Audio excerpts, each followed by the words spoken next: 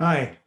So I thought I'd talk to you today about dogs and how they appear in dreams. And I have a dream that I'll read to you that happened recently. That's my dog. So before we get into that, though, I want to talk to you about the Patreon page. So the idea I have this year is that I'm going to sort of drop things into the Patreon page. I know there are some folks who do things on a regular basis, but I want to give you some tools over time that might be useful to you. So if you join the Patreon page, basically the first thing that you will get is an ebook of Dreaming in the 21st Century, an Ancient Experience in a New Context. It's this book, okay? Now, I also have six hardcover copies left over from some promotion stuff we did. So if you want a hard copy, I mean, if an e-copy is fine with you, that's fine. If you want a hard copy, join Patreon, send me an email. You can find my address below, and you can also find it on my website. And I'll send you the book, and I'll send you a little bookmark. Okay. And if you want it, inscribed, I'll do that. So there's six of those, and when they're gone, they're gone. So word to the wise. So that's the commercial. Now let's talk about dogs and dreams. Um, my own experience in terms of dogs uh, began from the time I was born. We always had a dog in the house. Sometimes we had two. And dogs were really important for me because they were really the primary source of physical connection. Um, if you've never cuddled with a dog or you've never seen a kid cuddle with a dog, try and get that experience. It's pretty impressive. There's all kinds of YouTube videos of little babies with dogs. They're hilarious. And there's that connection. Why? Because dogs are the first domesticated animal. It goes back 130,000 years, way before agriculture, way before, horses and cows and pigs and all that kind of stuff. Uh, we formed a relationship with dogs in the time in which, we were in very, very primitive societies. So it's an ancient experience in terms of the relationship between humans and dogs. And it's very interesting for me because, I grew up basically in the suburbs when I was a kid. So, you take the dog out, you take the dog for a walk on a leash, is basically what happens. My dad built a dog run, which really upset him because we put the dogs in, they lie down in the corner. They didn't want to run anywhere on the dog run. Um, And then I had dogs when I lived in New York City. And you're in an apartment again. You're walking your dog. Maybe you take it to the park. I now live in New Mexico. There's a dog park out here. It's called the Ortiz Dog Park. 138 acres. I mean, it's massive. And my dog, his name is Jack, and he's a border collie. I mean, I think he's a border collie. He looks like one, but I got him when he was a year old. And it's a remarkable experience for me because I have the experience of my connection with this dog. He's a sweetheart. I mean, he loves other people, other dogs. He's you know, make love, not war. That's this guy. Uh, but then I take him to this dog park and I see him, for as close to being in the wild as I'm ever going to see him. And it's amazing. I'm looking at this dog. I'm thinking, what the heck does he see and smell? And this communication with all these other dogs is incredible. I mean, there's a lot going on, and it's stuff that I can't smell and I can't see. And I get this sense of what a dog really is, which I never had, having one in New York City or in the suburbs. So it's a very sort of expanded experience for me about this ancient relationship. And look, there are people who are afraid of dogs, and there are dogs that you should be afraid of because they've either been tormented in some way or they have been trained as guard dogs. There's all kinds of dogs, just like there's all kinds of people. So not every dog is as happy-go-lucky as this guy. Interestingly, all my dogs have been like that. And I think part of it has to do with the intent of the owner, but subject for a different day. Okay. So what happens when dogs appear in dreams? Now, my experience is anecdotal, right? I mean, I have a breadth of experience and in terms of dogs being in dreams. And I'm aware that I've done, enough research to know that there are other dreams that people have that are different from the clients that I have had. Some people are afraid of dogs and that shows up in their dreams. It's a fear. The dog is twofold in a dream, just like a person is. Is it about the dog? Yeah. And it's also about the dog in you. Like, what is it in you that resonates with this character that you have cast in this story that you're telling yourself? So I want to read you a dream that I got from a guy recently. And let me read you the dream first, then we can talk about him and what this dream's about. So there's a little short-haired black dog in my front yard. It's still a puppy, and it's coming towards my front door, wagging its tail, and actually its whole body is wagging. I can see that it doesn't have a collar, and as it gets closer, I see that someone has sewn its mouth shut so that it will die of thirst. I bring it inside my house, and I get a sharp scissor and cut the threads. I immediately decide to keep her with my other dog. I decide to call her Lola, and I take her to the vet to be chipped. That's a difficult dream, right? And so, in the culture, what does it bring up? It brings up the fact that there are people who are incredibly cruel to animals. But this dream was not a commentary on other people's cruelty. This guy, a very smart guy. There's an upside and downside to being very smart, right? And one of the things he has done over the past year is intensely focus on how to keep himself and his family safe and fed and housed, and keep people away from in terms of social distancing and the whole thing, right? It has been not just a preoccupation, it has been an occupation of his thinking every single day. And there are some obvious benefits to that, because nobody in his family, including him, has gotten sick. And by God, if he has anything to do with it, nobody's going to get sick. But the puppy in this dream represents for him, and by the way, let me just say what I always repeat over and over, I'm sure, is I don't interpret dreams. This is not my dream, okay? What I do is I help people understand the stories that they're telling themselves, mostly by asking a lot of questions. Sometimes by saying, okay, this is what's coming up in me. Does this resonate with you? Okay. So what was happening here? Well, he was dying of thirst.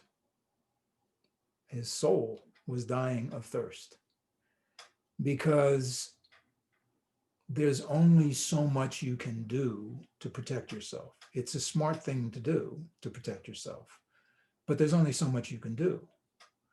And then the question becomes, well, why would you do it? Well, because these are people you love. Yeah, but they have no access to you, dude, because you're just always on alert. You're always on guard duty. You are absent in their lives. And you put this puppy in you that lives in you that is dying of thirst. And it is the aspect of you, this basically unconditional love that you have for your family, that is the container in which you're doing all this other stuff, right? Make sure they don't get sick. But it gets brittle.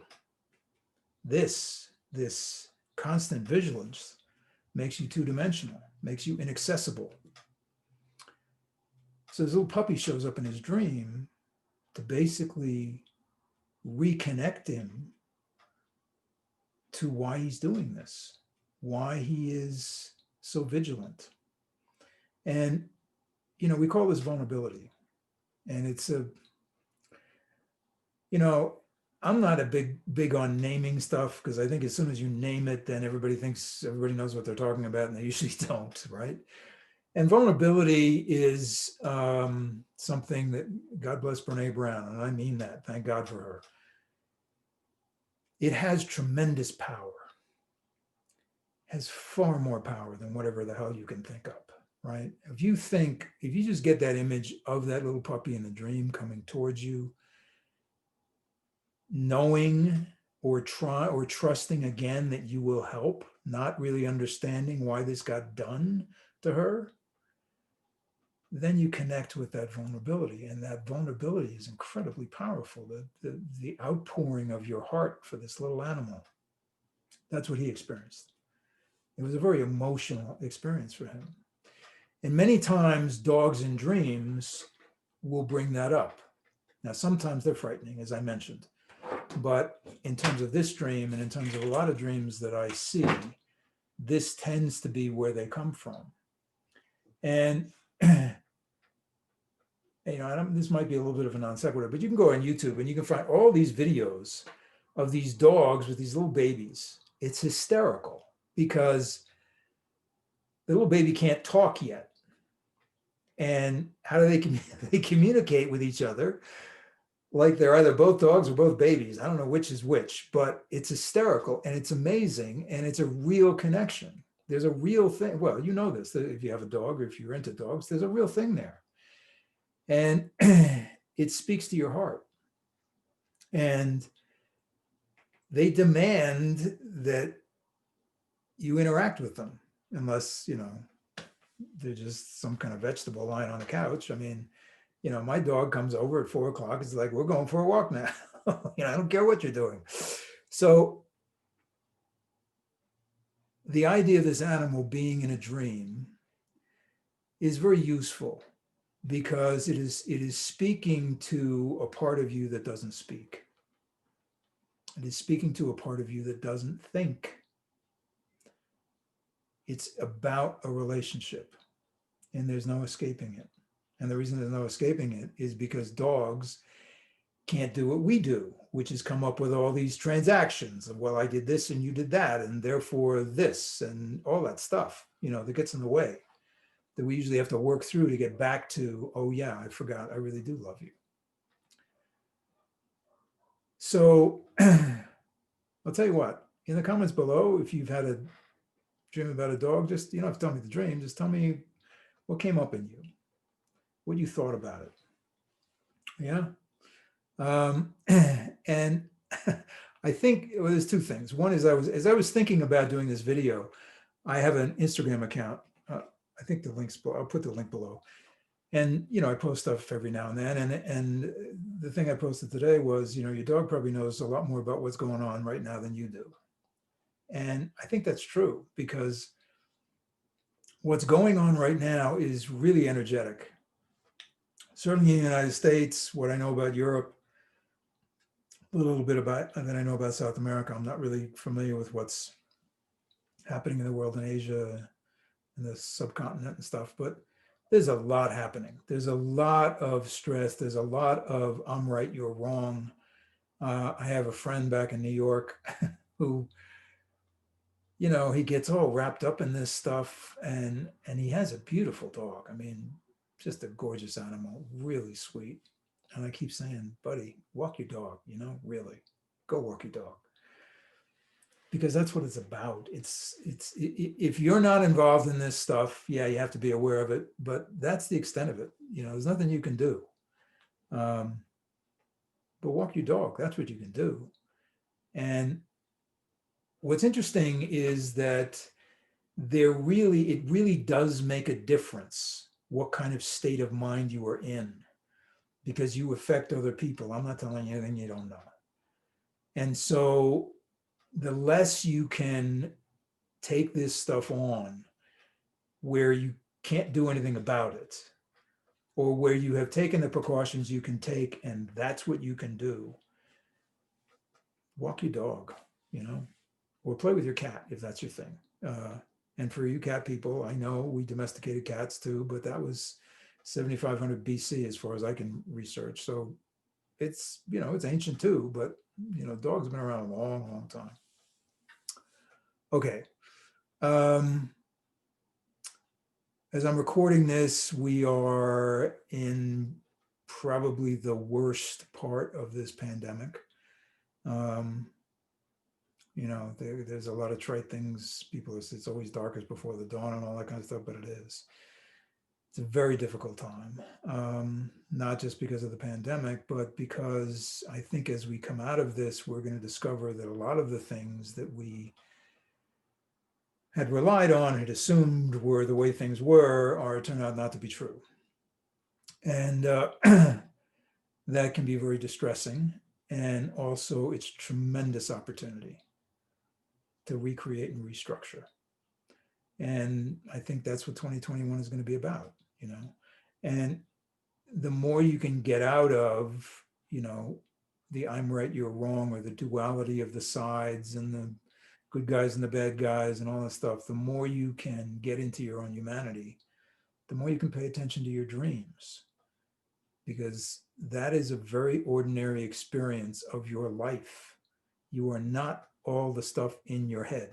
Matter of fact, that's a fairly narrow experience in terms of being a human being. It's useful, you got to have it. But who you really are is, in a way, the state you're in when you connect with your dog. Or you connect with art you make, or music you make, or music you listen to, or those are the states. And it may feel like you're taking time off and not being productive, but you're being tremendously productive, because that's what's going to get us where we got to go. So take care of yourselves, take care of each other. We're getting there. We're not there, but we're getting there. So a couple more months, and then it's going to get really interesting to see how we rebuild and what we think is important and what we realize is not that important. Okay. I'll talk to you soon.